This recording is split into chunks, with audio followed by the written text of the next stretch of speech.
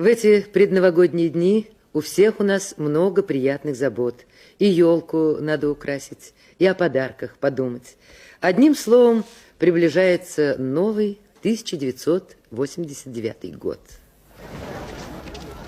До праздника остались считанные дни, и надо поторопиться сделать подарки. Самый богатый выбор, пожалуй, здесь, в новом магазине. Все товары на виду, и продавцы стараются заинтересовать покупателя. Сегодня выходной, и с раннего утра во всех районах Алматы ярмарки. Разноцветием новогодних украшений привлекают они горожан. И каждая полна своих неожиданностей. Здесь и медведь Гоша, и клоуны цирка. Не дают скучать Дед Мороз и веселые корабейники. С выдумкой бойко идет